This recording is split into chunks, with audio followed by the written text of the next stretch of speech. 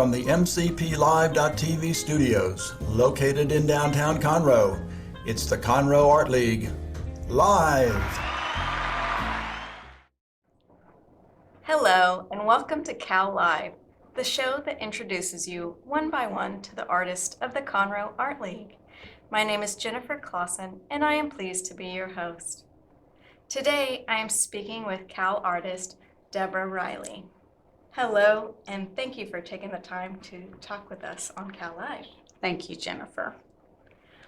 Debra, I was introduced to you at the gallery at the very beginning, and it seemed you were running around doing so many different tasks.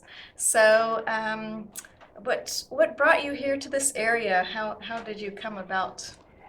Well, in terms of getting to Texas, I grew up in an Air Force family, middle of 5 kids. And when I was young, we traveled a lot. I was born in Okinawa, and my dad seemed to be transferred every 6 months or every couple of years. But in the early 70s, he retired from the Air Force and he took a job in the Dallas area. So we came from Kansas to Dallas and stayed there until my husband and I moved to the Conroe area in '99. Okay. So most of my education and working was all in the Dallas area. And when did your passion for the arts begin? I don't know how to answer that very easily because I think I've always been passionate about art, but I haven't always had the time to do anything about that until recently. So I think even as a child or a young adult, I had a real interest in it.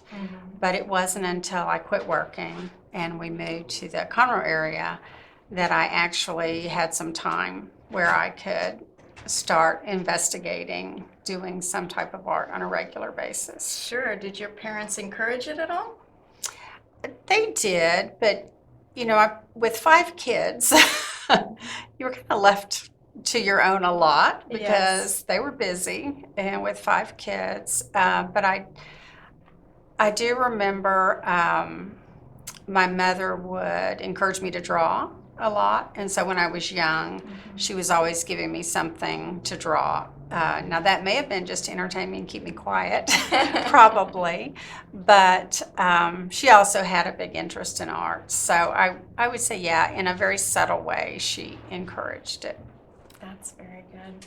And so now that you've had more of the time to yourself, what medium and what subject matter do you like to do most? Well, I only do oil painting right now, although I'm starting to experiment a little bit with gouache. I played around a little bit with watercolor, but watercolor and I just weren't good friends. So oil painting is what I do pretty much all the time.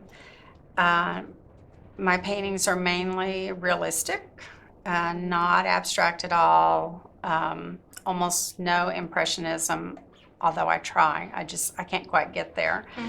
And subject matter just varies. It just depends on what strikes me at the time. I'm in one of those periods right now when I'm having trouble picking a subject because I'm trying to find something that I'm really inspired by, and I'm just kind of struggling to find the next one. So you never know with me. That sounds good. So have you had any artists that you have taught or learned from? I have. Mainly, all of my lessons have come through the Conroe Art League and through Gary Hernandez in particular. I've been taking lessons from him probably for 8 years now. Oh, my. Because I started with him right after I discovered Conroe Art League. And I think finding an instructor is a real personal thing, and it needs to be a good fit between you and the instructor, and he and I just seem to have a good fit, and so I continue on taking lessons with him. I have taken a few workshops, plein air workshops. I've gone overseas for some workshops, and those are fun to do. But I still think you need a steady influence. instead of bouncing around, Sure. from lots of different people.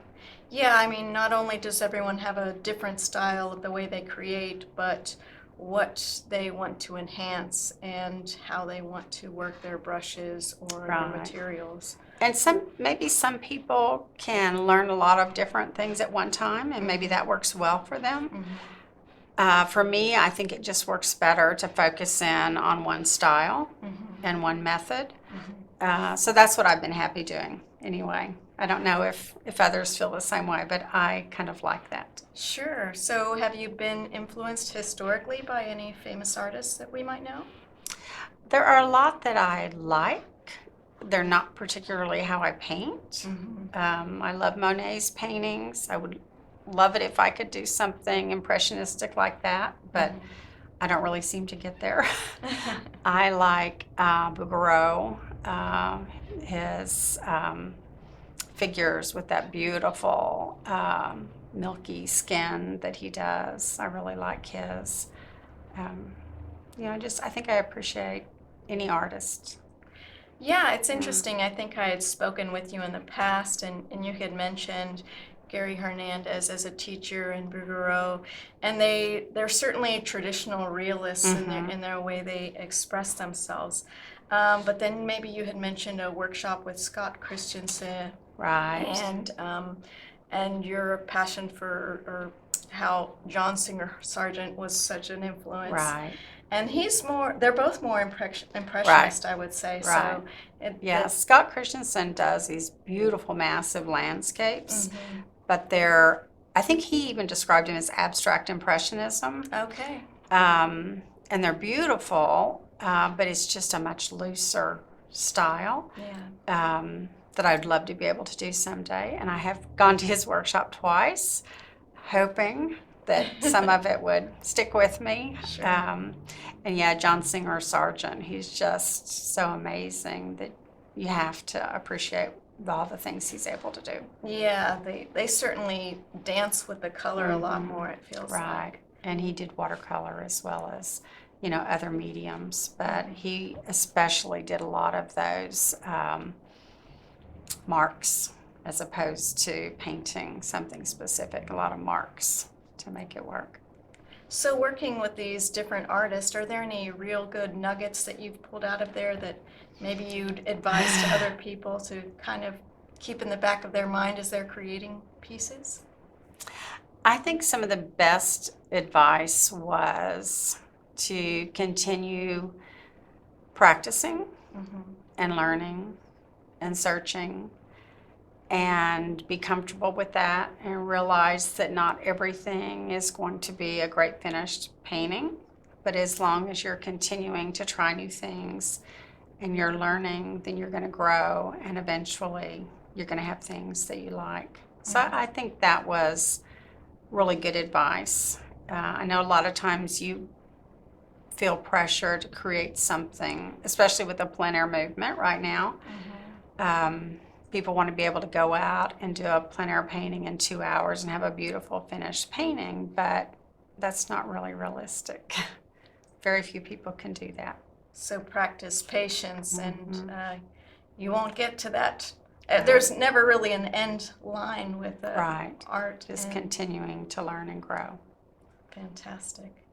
So in that method, do you paint from photographs or do you do plein air, a little of both? I've tried plein air. I love doing plein air. I'm not good at plein air, but I keep trying it, and I have, all the equipment and everything. I've gone to France and painted in Monet's garden. I did that 2 years in a row. I didn't come back with any great paintings, but I keep trying. And I'd lost where I was going with that question. Well, just regarding if that's where you work or you play around a little bit. You were asking me if I did photographs. I do paint from photographs, and I've done plein air, and I've recently started doing more painting from live indoors, like for a still life setup, that sort of thing, instead of taking a photograph and working from it. What I tend to do now, if I'm doing a still life, is I set it up, I do my lighting, I take my photograph, I have my photograph, but I also still have the setup there so that I can refer to it. And I think that's real helpful. But I'm just getting used to doing that. Have you done any themes or series, any sort of political statement or? No, I do not do message paintings, Yeah. and I probably never will. Yeah. I just, that's another interesting thing that I heard from a very well-known artist. He said, your painting does not have to have a message. There are too many paintings out there that have messages that are not good paintings. So just concentrate on doing a good painting. So that works better for me than trying to put some kind of meaning into it. But I do get stuck into repeating the same thing. Like I might go through a period where I want to do landscapes, mountains, or I might where I want to do just florals, and I'll do maybe 2 or 3 or 4 in a row, and then move on to still lifes and do several of those. And so there's usually something that I'm trying to learn from that little group of paintings. One you'll see here was all about the lighting. Another one was about detail, and so in both of those cases I did a series of paintings just focusing on doing that particular thing.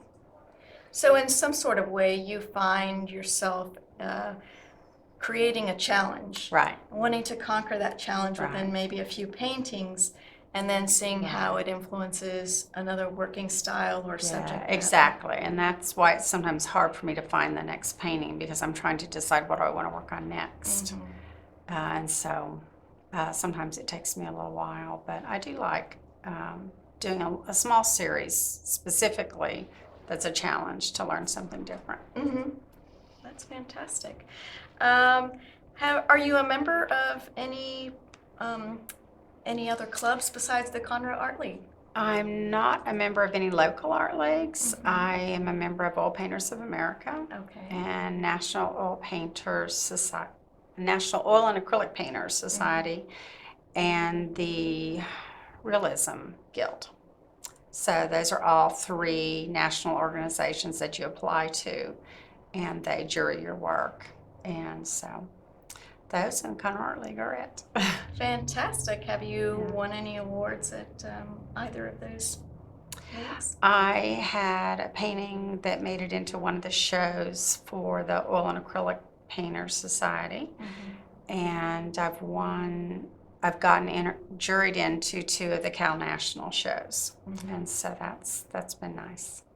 And what would you recommend to a viewer that is interested in maybe joining another society or art league or something that kind of encourages you? What do you get out of that? I think it provides you with the opportunity to see other artists' work that's being submitted so that you can compare your own work to that. So when you see the other oil painters that submit that get accepted into a show or win ribbons in the show, you can compare that to what you're doing, and it may help you understand what you need to improve on. So I think that's a good benefit. And then just the opportunity to meet other people that have the same interests that you do if you go to one of their conventions or one of their paint outs, just like it is at Conroe Art League. It's just a good way to be around more people that are interested in the same thing that you're interested in. That's lovely. And how long have you been a member of the Conroe Art League? I think right at about 8 years. I've been painting about 10 years. Stumbled onto Conroe Art League, I think, about 8 years ago, and have been there routinely. Yeah, since I spend a lot of time there. Yes, I think you started as treasurer, or? Well, I started by volunteering to clean up the courtyard. Oh. Because I was working as a docent and noticing that the courtyard was kind of sad looking. So I volunteered to put some plants out there and take care of those. Then that led into going onto the board as treasurer. I did that for 2 years. Then I went on the board as vice president for 2 years, and I just finished that. So now I'm no longer on the board, but I'm still working as gallery manager. And I work I'm supposed to work 20 hours a week in the gallery. And so that keeps me involved in everything, and I like it. Yeah. What do you see for the future for yourself with the Art League? I don't know. That's a trick I question. don't know. I like what I'm doing now. I don't mind continuing it for a while. I need to find more time to paint on my own. Yes. So I've got to find what that balance is going to be, because I am noticing I'm painting less and less. And so I've got to find a way to either participate in more of the classes and workshops that are there, or maybe the Friday painting group or the portrait group. I'd like to stay involved, but more on the art side than on the business side. Well, the courtyard is gorgeous. Thank you.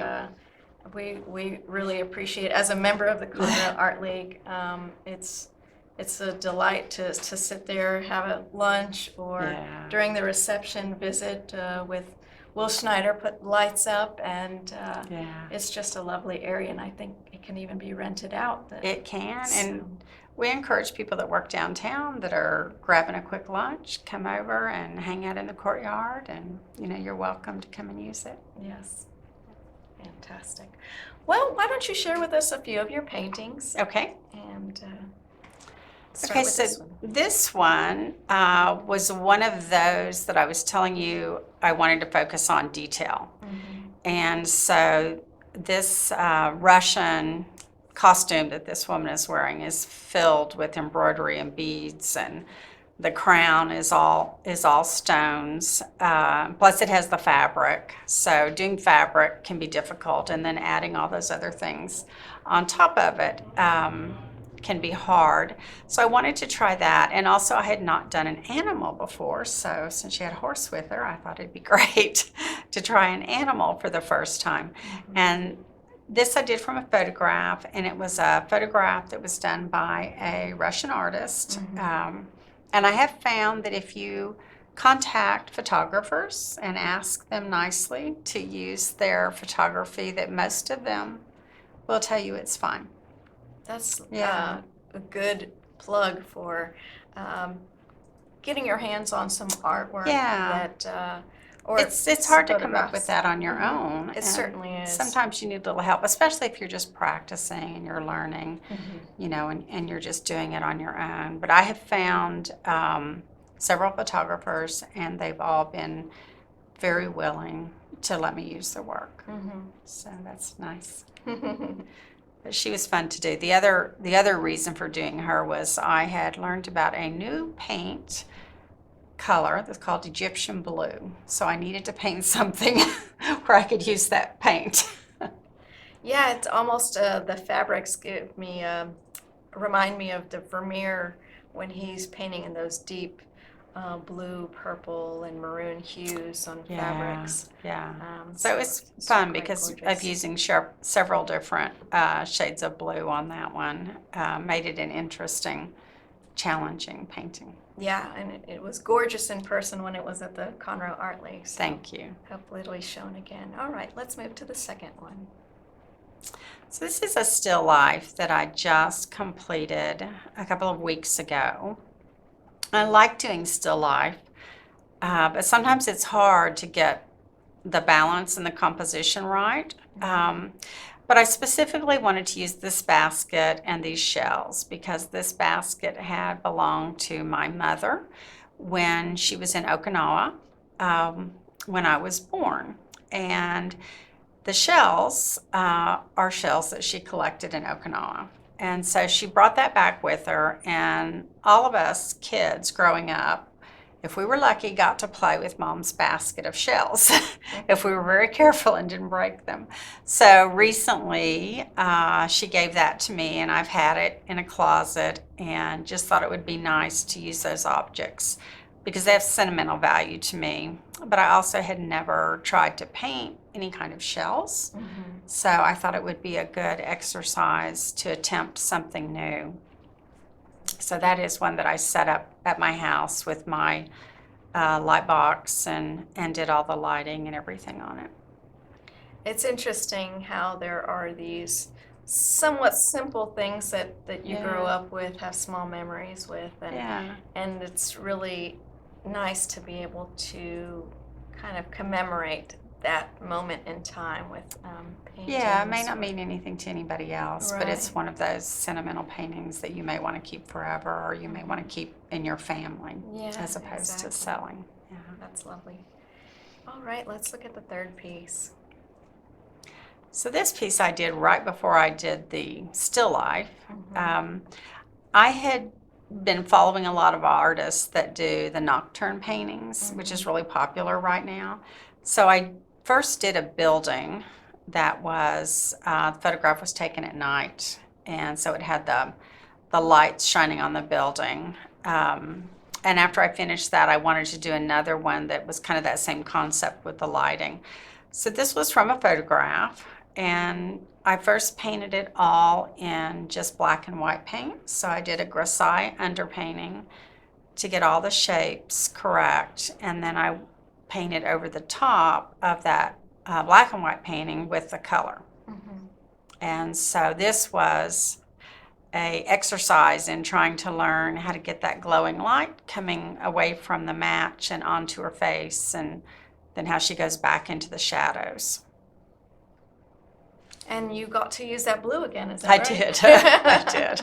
And that painting's title is This Little Light of Mine. And if any of you grew up in a Protestant church and went to Sunday school, you know that song, This Little Light of Mine. And so that makes it a little bit special to me too, because I grew up singing that song in church. Sure, as many of us might have. So where can people see your work? You can see it if you come to the Madeley Gallery, the Conroe Art League Gallery, downtown Conroe. I also have a website that's DebraRileyArt.com, and I also have a Facebook page that's Debra Riley Fine Art, I believe. I think it's oil painting. Is it? I- You may know better than me. I tried But there's them a both Facebook yesterday page. just I think to make sure. Yeah, I think if you just put my name in there in Facebook, you'll find it. But mainly here in the gallery, downtown Conroe. Yes. In fact, I believe on the Cal website, you're on the featured artist Yes, page, I and you can am. find those links there. That Yes, they're way. You don't have also to on spell it there. out yourself. Yeah, that's true. That's true. Well, we really appreciate you taking the time to speak with us. We can't wait to see more of your work there at the Conroe Art League and see what you do there as a member as well. Thank you. It's been fun. I've enjoyed it. To see more of Debra Riley's art, as well as the art of the other members of the Conroe Art League, please visit us at the Best Little Art Gallery in historic downtown Conroe at 127 Simonton Street. We are open Tuesday through Saturday from 11 a.m. to 4 p.m. Join us at the gallery where we live by our creed: create, appreciate, learn.